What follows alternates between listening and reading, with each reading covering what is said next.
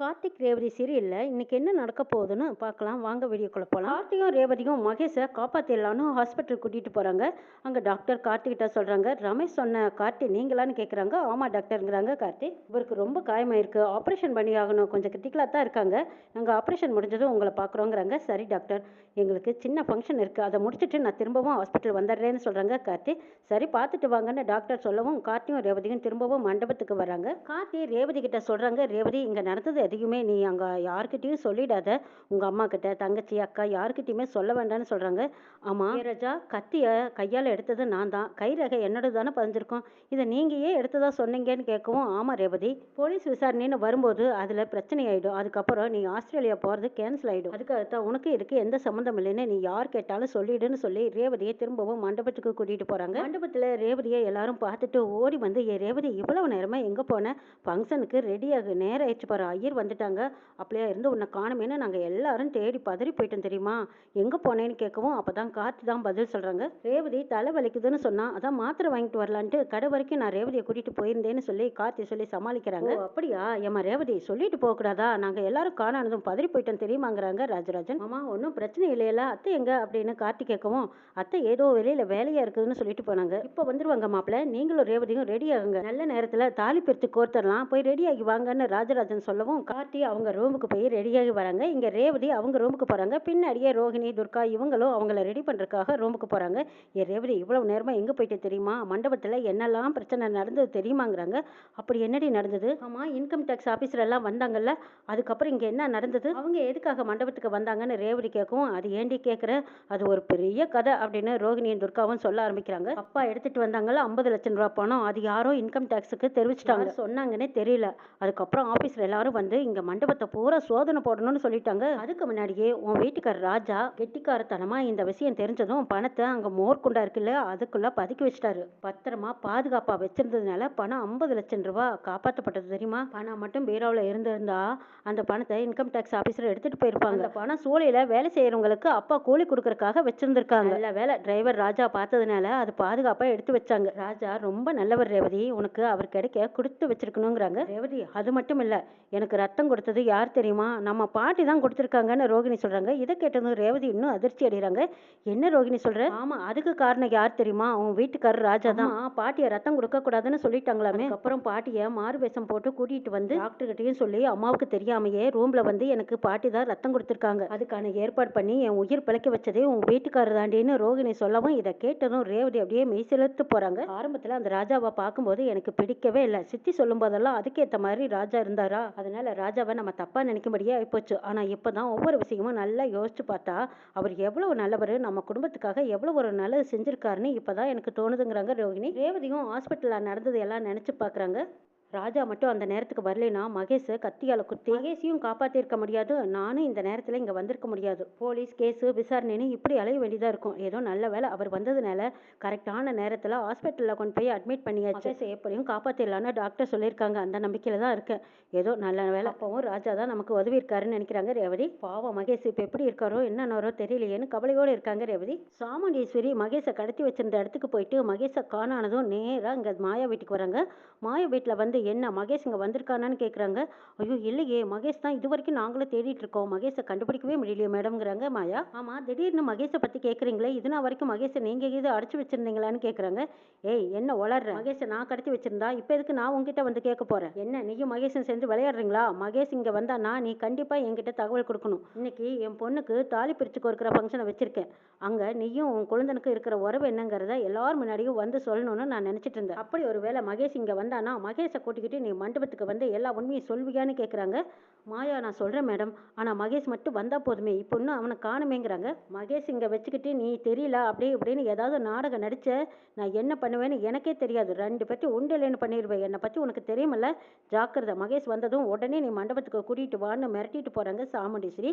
இது கேட்ட மாயா பயந்து அரண்டு உருண்டு நிற்கிறாங்க. சரி மேடம், மகேஷ் வந்துட்டானா நேராக நான் உங்களை வந்து பார்க்குறேன் மேடம், எனக்கும் குழந்தன் மகேஷனுக்கும் இருக்கிற உறவு என்னங்கிறத நான் எல்லார் மத்தியிலையும் வந்து நான் சொல்லிடுறேன் மேடம்ங்கிறாங்க மாயா. நீ சொல்லித்தான் ஆகணும், சொல்லாம மலுப்புறக்கெல்லாம் என்கிட்ட வேலையாகாது சரியா? என் பொண்ணுகிட்ட உண்மையை சொல்லலைன்னா அவங்க 2 பேர்த்தையும் உயிரோட விட மாட்டேன்னு சொல்லிட்டு போயிட்டாங்க சாமுண்டேஸ்வரி. மாயா பயந்துட்டே நிக்கிறாங்க. ஐயோ மகேஷ்க்கு அப்ப என்ன ஆயிருக்கும்? இவ்வளவு நாளா அமைதியா இருந்த சாமுண்டேஸ்வரி இப்ப வந்து எதுக்காக மகேஷை பத்தி விசாரிக்கிறாங்க? ஒன்றும் புரியலையே. சந்திராவுக்கு ஏதாவது தெரியுமான்னு சந்திராவை கூப்பிட்டு கேட்கலாமான்னு மாயா சந்திராவுக்கு ஃபோன் பண்ணி கேட்குறாங்க. சந்திராவுக்கு சந்தேகமா இருக்கு. இவ்வளவு நாளா அமைதியா இருந்த அக்காக்காரி இன்னைக்கு ஃபங்க்ஷன் வச்சிருக்கிற நாள் அதுவுமா எதுக்காக மகேஷை தேடிக்கிட்டு உன் வீட்டுக்கு வந்திருக்கா? எனக்கு சந்தேகமா இருக்குதே மாயாங்கிறாங்க சந்திரா. அதான் மேடம் எனக்கும் சந்தேகத்தால தான் நான் உங்களை கூப்பிட்டு கேட்டேன். ஆனா இவ்வளவு நாளா மகேஷை இவங்க தான் கடத்தி வச்சிருப்பாங்க போல இருக்கு. அவன் எப்படியோ யாருக்கும் தெரியாம தப்பிச்சிட்டான் போல இருக்கு. அதனாலதான் இங்க வந்து நேரடியா என் மேல சந்தேகப்பட்டு வந்து தேடிட்டு போறாங்கன்னு சொல்றாங்க மாயா. ஓஹோ அதுதான் கதையா? சரி இரு, இப்பவே என் வீட்டுக்காரனுக்கு ஃபோன் பண்ணி என்ன நடந்ததுன்னு நான் கேட்க சொல்றேங்கிறாங்க சந்திரா. சரி மேடம் கேளுங்க, மகேஷ் எங்க இருக்கான்னு கண்டுபிடிக்க சொல்லுங்க மேடம்னு சொல்றாங்க. சரி இப்பவே என் வீட்டுக்காரர்கிட்ட சொல்றேன், நீ போன வெயின்னு சொல்லி சந்திரா உடனே சிவனாண்டிக்கு ஃபோன் பண்றாங்க. சிவனாண்டி என்ன சந்திரா அங்க என்ன நடக்குது? நீ சொன்ன தகவல் படி இன்கம் டேக்ஸ் ஆபீசர் வந்தாங்களா, அந்த பணத்தை எடுத்தாங்களான்னு சிவனாண்டி ஆர்வமா கேக்குறாங்க. அட போங்க நீங்க வேற, பணம் இருக்குதுன்னு நான் உங்ககிட்ட சொன்னேன், நீங்களும் இன்கம் டேக்ஸ் ஆஃபீஸ்க்கு தகவல் கொடுத்துருக்கீங்க. அவங்க வர்றதுக்கு முன்னாடியே இந்த டிரைவர் பயலுக்கு யாரோ தகவல் கொடுத்துட்டாங்க தெரியுமா? அவ எல்லாருக்கும் முன்னாடியும் உஷாராயிட்டாங்க. அந்த பணத்தை எடுத்துட்டு போய் சமையல் கட்டில் இருக்கிற மோர் குண்டாக்குள்ள பதுக்கி வச்சுட்டான். டாக்ஸ் ஆஃபீஸர் கண்ணிலேயே விரலை விட்டு ஆட்டிட்டாங்க. அவங்களும் பணமெல்லாம் இல்லை மேடம், நாங்கள் வந்தது தப்பா போச்சு, யாரோ தப்பா இன்ஃபர்மேஷன் கொடுத்துட்டாங்க, அதுக்கு எங்களை மன்னிச்சிடுங்கன்னு சொல்லிட்டு அவங்க மன்னிப்பு கேட்டுட்டு போயிட்டாங்க தெரியுமா? யாரும் பணத்தை காணுமேனு பதறி அடிச்சிட்டு நிற்கும் போது அப்போ அப்படியே மாசம் வந்து நிற்கிறாங்க இந்த டிரைவர் பையன். தானே தேடுறீங்க, அது என் பொறுப்பில் இருக்கு வாங்கன்னு சொல்லி சமையல் கட்டு கூட்டிகிட்டு போய் அந்த மோர் அண்டாக்குள்ளே இருந்த பணத்தை எடுத்து எங்கள் அக்காக்காரி கையில் கொடுத்ததும் எங்கள் அக்காக்காரி மாப்பிள்ளைன்னு மாப்பிள்ளையை தலையில் தூக்கி வச்சுக்கிட்டு கொண்டாடுற தெரியுமா? அப்புறம் இன்னொரு தகவல் தெரிஞ்சுக்கோங்க, அந்த மகேஷை பற்றி மாயா கிட்ட இன்னைக்கு போய் எங்கள் அக்கா விசாரிச்சிருக்கா. இவ்வளவு நாளாக அக்கறை இல்லாமல் இன்னைக்கு ஏன் போய் திடீர்னு எங்கள் அக்கா மாயா கிட்ட விசாரிச்சான்னு எனக்கே சந்தேகமாக இருக்குங்க. அதை பற்றி உங்களுக்கு ஏதாவது தகவல் தெரிஞ்சா நீங்கள் மகேஷை தேடி பாருங்கன்னு சொல்கிறாங்க சந்திரா. சந்திரா அதெல்லாம் இருக்கட்டும், ஆனால் இவன் ஒரு சாதாரண டிரைவர், இவனை நம்மளால மடக்கவே முடியலையே சந்திரா. அன்னைக்கு போலீஸை வச்சு இவனை யாக பஜ்ஜம் நடக்க விடாமல் பண்ணலான்னு நினச்சி ராஜராஜனை நம்ம அரெஸ்ட் பண்ணி கூட்டிகிட்டு போனோம். அங்கேயும் இவனுக்காக ஐஜி வந்து நிற்கிறாரு. சாமுண்டேஸ்வரியை பணத்தை வச்சு மடக்கி பிடிச்சி எல்லாரும் முன்னாடியும் அசிங்கப்படுத்தலான்னு நினச்சோம். இந்த இடத்துலையும் இன்கம் டேக்ஸ் ஆஃபீஸர் முதற்கண்டு இவன் பக்கம் வந்து பேசிட்டு போகிறாங்களே. நான் நினைக்கிறேன் இவனுக்கு எல்லா பக்கம் ஆள் இருக்கு, இவன் ஒன்றும் சாதாரண டிரைவர் கிடையாது சந்திரா. இவன் பேரில் எனக்கு சந்தேகமாக இருக்குங்கிறாங்க. அட ஆமாங்க, அதை தானே நானும் அப்போ இருந்து சொல்லிக்கிட்டே இருக்கேன். இவன் யாரு என்னங்கிற விவரத்தை நீங்கள் கண்டுபிடிச்சிங்கன்னா மட்டும்தான் நம்மளால இந்த குடும்பத்தை அழிக்க முடியும், ஏதாவது பண்ண முடியுங்க. இதுவும் தெரியாம இருந்தா இப்படியே தான் நம்ம தோத்து போவோம். மனசே வெறுத்து போச்சு தெரியுங்களா? இவனோட ஆட்டம் நாளுக்கு நாள் அதிகரிச்சுக்கிட்டே இருக்கு. இப்படியே இருந்தா அந்த வீட்டுல எனக்கு இருக்க இடம் இல்லாம வெளியில விரட்டிடுவாங்களுங்க. அப்பப்ப நான் தான் உங்களுக்கு தகவல் சொல்றதா அவனே என்கிட்ட சந்தேகப்பட்டு நேரடியா என்கிட்ட கேக்குறாங்க. எவ்வளவு துணிச்சல், எவ்வளவு தைரியம், இவனை சும்மாவே விடக்கூடாதுங்க. எனக்கு வர்ற ஆத்திரத்துக்கும் கோபத்துக்கும் அப்படியே அவன் கழுத்தை பிரிச்சு நெரிக்கணும்னு தோணுச்சு. என்ன செய்யறது, இதுக்கு மேல என்னால எதுவும் பேச முடியாம அமைதியா நான் பல்ல கடிச்சிட்டு வந்துட்டேன் தெரியுமாங்கிறாங்க சந்திரா மனசுக்குள்ளேயே நினைக்கிறாங்க, கூடிய சீக்கிரம் இந்த ராஜா பையன் யாருன்னு கண்டுபிடிச்சு அவனை வீட்டு விட்டு வெளியே விரட்ட வரைக்கும் நம்ம ஓயவே கூடாதுன்னு நினைச்சிட்டு அங்க மண்டபத்துக்குள்ள போறாங்க. உள்ள போய் பார்த்தா அங்க ரேவதி அலங்காரத்தோட வந்து மணமேடையில நிக்கிறாங்க. சே, ரேவதி விருப்பமே இல்லைன்னு சொன்னவ இன்னைக்கு இப்படி அலங்காரத்தோட வந்து நிக்கிறா. அக்கா சொன்னதும் டக்குன்னு சரின்னு ஒத்துக்கிட்டால. இதுதான் மனசுக்கு கொஞ்சம் நெருளாவே இருக்கு. மாட்டேன்னு அப்படி இப்படி ஏதாவது பிடிவாதம் பண்ணியிருக்கலாம். ஆனா இவ சரின்னு ஒத்துக்கிட்டதை பார்த்தா ஏதோ சந்தேகமா இருக்குன்னு சந்திரா ரேவதியே பார்த்துட்டு இருக்காங்க. அந்த பக்கமா கார்த்தியும் ரெடியாகி மயில் வாகனம் கூட்டிட்டு வராங்க. கார்த்தி ரேவதி 2 பேரும் மணமேடைக்கு வந்துடுறாங்க.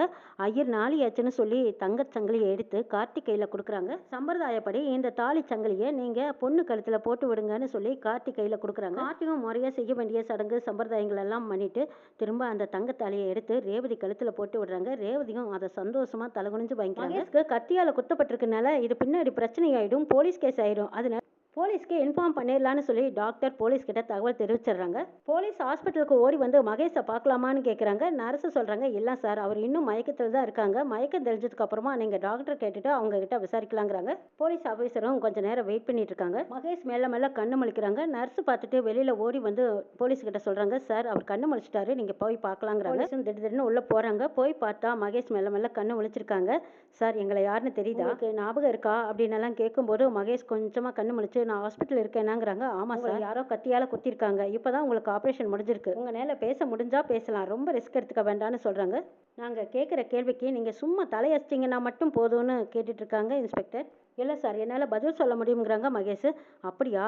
உங்களுக்கு எப்படி இந்த நிலைமையாச்சு? யார் உங்களை கத்தியால குத்துனது? ஏதாவது உங்களுக்கு ஞாபகம் இருக்காங்கிறாங்க. எல்லாம் இருக்குன்னு சொல்றாங்க. மகேஷ் யோசிச்சு பார்க்குறாங்க. சாமுண்டீஸ்வரியை காட்டி கொடுக்கக்கூடாது. நம்ம ரேவதியை எப்படியாவது கல்யாணம் பண்ணிக்கணும். ரேவதி கூட சேர்ந்து வாழணும். ரேவதிக்கு பிடிக்காத வாழ்க்கை தானே வாழ்ந்துட்டு இருக்கா. ரேவதி கழுத்தில் கட்டியிருக்கிற தாலியை அந்த டிரைவர் பையன் மூஞ்சிலேயே வீசிட்டு ரேவதி கழுத்தில் நான் புதுசாக தாலியை கட்டி அவளோட சேர்ந்து வாழணும். அதுதானே என் மாயாலும் ஆசைப்பட்டா.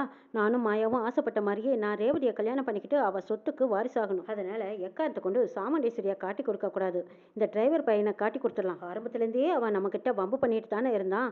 சரிக்கு சரியான பதிலடி கொடுத்து அவனை பழி வாங்கணும்னு நினைக்கிறாங்க மகேஷ். என்னப்பா யோசிக்கிறேன், ஞாபகம் இல்லையா? ஞாபகம் இருந்தால் சொல்ல ஒன்றும் பிரச்சனை இல்லைங்கிறாங்க. இல்லை சார், ஞாபகம் இருக்கு. அப்போ என்ன, யாருக்கும் பயப்படாம எங்ககிட்ட நடந்த உண்மைகளை சொல்லும். நாங்கள் பக்கபலமா உனக்கு பாதுகாப்பா துணையா இருக்கோம். இதுக்கு பின்னாடி யார் பெரிய ஆளுக இருந்தாலும் சரி, அவங்கள நாங்கள் அரெஸ்ட் பண்ணி வைக்கிறது எங்களோட கடமை இருக்கும். தைரியமா சொல்லுன்னு கேட்கவும் மகேஷ் கார்த்தியை பற்றி சொல்ல ஆரம்பிக்கிறாங்க. சார், எனக்கும் சாமுண்டீஸ்வரி மகளுக்கும் கல்யாணம் நடக்க இருந்தது. பத்திரிக்கையெல்லாம் அடிச்சு ஊரெல்லாம் கூப்பிட்டு பெரிய மண்டபத்தில் எனக்கும் ரேவதிக்கும் கல்யாணம் நடக்க இருந்தது. முகூர்த்த நேரத்தில் என்னை யாரோ கடத்திட்டாங்க. நானும் ரேவதியும் உயிருக்கு உயிராக காதலிச்சோம் சார். பிடிக்காத அவங்க வீட்டு டிரைவர் தான் என்னை கடத்திட்டான்னு அதுக்கப்புறம் தான் எனக்கு தெரிஞ்சது. எத்தனையோ தடவை நான் அவங்ககிட்ட கெஞ்சினேன். அவன் என்னை விடவே மாட்டேன்ட்டான் சார். நான் தப்பிக்கலான்னு முயற்சி பண்ணும்போது என்னை கத்தியால் குத்திட்டான்னு மகேஷ் சொல்லவும் அப்படியே போலீஸ் இன்ஸ்பெக்டர் அப்படியே எழுதிக்கிறாங்க. மகேஷ் கொடுத்த வாக்குமூலத்தை ஃபைல் பண்ணுங்கன்னு போலீஸ் இன்ஸ்பெக்டர் சொல்லவும் கான்ஸ்டபிள் எழுதிக்கிட்டே இருக்காங்க. சரிப்பா, உன்னை எங்கள் ஹாஸ்பிட்டலில் கூட்டிகிட்டு வந்து அட்மிட் பண்ணது யாருன்னு கேட்குறாங்க.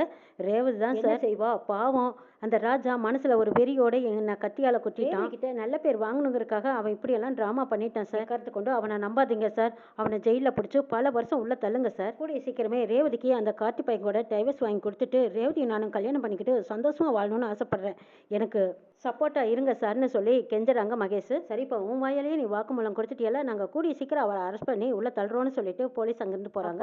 எப்படியோ ஒரு பிரச்சனை முடிஞ்சதுன்னு நினைக்கிறாங்க மகேஷ். அடுத்தது நர்ஸ் அங்கே வராங்க. நர்ஸு கிட்ட, மேடம் உங்கள் ஃபோனை கொடுங்களேன், எனக்கு முக்கியமான உங்களுக்கு ஒருத்தருக்கு நான் ஃபோன் பண்ணி தகவல் சொல்லணும். நான் இருக்கிற இடம் அவங்களுக்கு தெரியாது, என்னை காணுமேனு ரொம்ப தவிச்சு போயிருப்பாங்க. எஸ் மேடம், கொஞ்சம் தயவு பண்ணுங்கன்னு கெஞ்சி கேட்குறாங்க.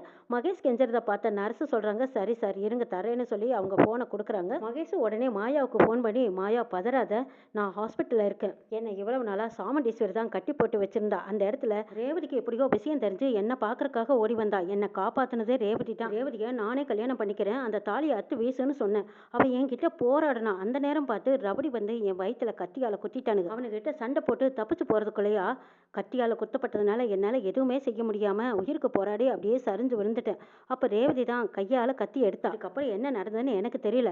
அப்புறம் பார்த்தா டிரைவர் ராஜாவும் ரேவதியும் தான் என்னை ஹாஸ்பிட்டலில் கொண்டு வந்து சேர்த்திருக்காங்க. என்னை கத்தியால் குத்தப்பட்டிருக்கிறதுனால டாக்டர் பயந்துக்கிட்டு உடனே போலீஸ்க்கு தகவல் சொல்லிட்டாங்க. போலீஸு என்னை வந்து விசாரிச்சாங்க. எல்லாத்துக்கும் காரணம் அந்த டிரைவர் பையன்தான்னு அவன் பேர்லேயே நான் கேஸை திருப்பி விட்டுட்டேங்கிறாங்க மகேஷ். இது கேட்ட மாயா, சபாஸ் மகேஷ், திரும்பவும் உனக்கு ரேவதி கிடைக்கிறதுக்கு சான்ஸ் இருக்கு. அந்த டிரைவர் பையில உள்ள தள்ளிட்டு சாமுண்டீஸ்வரியை இதை வச்சே நம்ம மிரட்டி ரேவதியை மறுபடியும் நீ கல்யாணம் பண்ணிக்கலாம் மகேஷ். நீ ஒன்றும் கவலைப்படாத, கரெக்டான காரியம் தான் பண்ணியிருக்கேன்னு சொல்றாங்க மாயா. நீ போலீஸ் ஸ்டேஷன்ல இருக்கிற விஷயம் வேற யாருக்கும் தெரியாதுல்ல? தெரியாது, ரேவதிக்கும் கார்த்திக்கு மட்டும்தான் தெரியுங்கிறாங்க மகேஷ். சரி விடு மகேஷ், இனிமே நீ பயப்படாத. நீயும் புகார் கொடுத்துட்டியல, அதுக்கப்புறம் போலீஸ் பார்த்துக்குவாங்க. கார்த்தி பையில எப்படியும் அரெஸ்ட் பண்ணி கூட்டிட்டு போயிடுவாங்க. நீ தைரியமா இரு, இதுக்கு மேல நான் பாத்துக்கிறேன்னு சொல்றாங்க மாயா. சரி மாயா, எப்படியோ அந்த டிரைவர் பையில போலீஸ் அரெஸ்ட் பண்ணி கூட்டிட்டு போனாங்கன்னா ரேவதி கழுத்துல நான் தாலியை கட்டி அவளோட நான் சந்தோஷமா வாழ போறேங்கிறாங்க மகேஷ். அதைத்தானே நானும் எதிர்பார்க்கிறேன். சரி நீ அங்கேயே பத்திரமா இரு, என்ன நடக்குதுன்னு நான் உனக்கு அப்பப்ப தகவல் சொல்றேன்னு சொல்லிட்டாங்க. இருக்கிற ஃபங்க்ஷன்ல கார்த்திக் ரேவதிக்கு கழுத்துல தாலியை கட்டிடுறாங்க. இதுக்கப்புறமா ரேவதி கார்த்தி ரெண்டு பேரும் எல்லாத்துக்கிட்டையும் பெரியவங்க கிட்ட போய் ஆசீர்வாதம் வாங்கிக்கோங்கன்னு ஐயர் சொல்லவும் ரெண்டு பேரும் போய் ஜோடியா எல்லார் காலையும் விழுந்து ஆசீர்வாதம் வாங்குறாங்க. ரேவதி கார்த்தியை பாக்குறாங்க. இவரு எவ்வளவு நல்லவரா இருக்காரு, இவரை பத்தி சரியா புரிஞ்சுக்கலையே. மகேஷ குத்துன கத்தியில இவரோட கைரேகை பதிஞ்சிருச்சே, பாவம் இவரு ஆஸ்திரேலியா போகணுங்கிறக்காக அந்த பழியை இவர் ஏத்துக்கிட்டாரு. இதுல இருந்து எப்படி மீண்டு வர்றதுன்னு யோசிக்கிறாங்க ரேவதி. மல்லிகா டாக்டர் சாமுண்டேஸ்வரியை பார்த்து பேசுறாங்க. என்ன சாமுண்டேஸ்வரி, மகேஷும் மாயாவும் வருவாங்கன்னு சொன்னேன், இது வரைக்கும் காணுமேன்னு கேட்கும்போது, மல்லிகா நான் நினைச்ச மாதிரி எதுவுமே நடக்கல. இவ்வளவு நாளா மகேஷ் என் பாதுகாப்புல தான் இருந்தா. சரி, தாலிப்பிரிச்சு கோர்க்கிற ஃபங்க்ஷன்ல அந்த மாயாவியும் மகேஷையும் வர வச்சு நடந்த உண்மைகளையெல்லாம் சொல்லிடலாம் அப்படின்னு நான் நினைச்சிட்டு இருந்தேன். ரேவதி உண்மை என்னன்னு புரிஞ்சுக்கிட்டு மாப்பிள்ளை கூட சந்தோஷமா வாழ்வான்னு நான் ஆசைப்பட்டேன். ஆனா இப்போ மகேஷை காணா. ரேவதி எப்படியும் மாப்பிள்ளைய புரிஞ்சுக்கிட்டா. ரெண்டு பேரும் இருக்கிறத பார்த்தா ரொம்ப சந்தோஷமா தான் இருக்காங்க. ரெண்டு பேரும் காலத்துக்கு சந்தோஷமா இருந்தா எனக்கு அதுவே போதும் மல்லிகாங்கிறாங்க. சரி சாமுண்டீஸ்வரி, அந்த கேடு கிட்ட மாயாவையும் மகேஷை பத்தியும் இனிமே நம்ம நினைக்கவே வேண்டியது. மாப்பிள்ளையும் பொண்ணும் ரெண்டு பேரும் ஒருத்தருக்கு ஒருத்தர் புரிஞ்சுக்கிட்டு சந்தோஷமா வாழ்ந்தாங்கன்னா அதுவே போதும், நமக்கு அதுதானே வேணும் அப்படின்னு சொல்றாங்க மல்லிகா. சரி சாமுண்டீஸ்வரி, எனக்கு டியூட்டிக்கு டைம் ஆயிடுச்சு, நான் கிளம்புறேன்னு சொல்லி மல்லிகா அங்கிருந்து போறாங்க. ஃபங்க்ஷன் எல்லாம் முடிஞ்சதும் எல்லாரும் சந்தோஷமா வீட்டுக்கு போறாங்க. அங்கே வீட்டுக்கு போய் மாப்பிள்ளையும் பொண்ணையும் ரெஸ்ட் எடுக்க சொல்கிறாங்க சாமுண்டீஸ்வரி. அப்போ யாருமே எதிர்பார்க்காத நேரத்தில் போலீஸ் இன்ஸ்பெக்டர் எல்லாரும் வராங்க. கான்ஸ்டபிள், போலீஸ் இவங்க எல்லாத்தையும் பார்த்ததும் சாமுண்டீஸ்வரி, வாங்க சார், என்ன விஷயமா வந்திருக்கீங்கன்னு கேட்குறாங்க. நீங்கள் தப்பாக எடுத்துக்க கூடாது, நாங்கள் ரேவதியை பார்க்கறதுக்காக வந்திருக்கோங்கிறாங்க. இதை கேட்டதும் ரேவதிக்கு தூக்கி வாரி போடுது. என்னடா இது, போலீஸ் நம்ம வீட்டுக்கு வந்து நம்மளை விசாரிக்கிறேன்னு சொல்கிறாங்க கிட்ட, அப்படி என்ன விசாரிக்க போகிறாங்கங்கிறாங்க. இந்த பக்கமாக சாமுண்டீஸ்வரிக்கும் ஒரே அதிர்ச்சியாக இருக்குது. என்ன சார், என் பொண்ணுக்கிட்ட என்ன விசாரிக்க போகிறீங்க?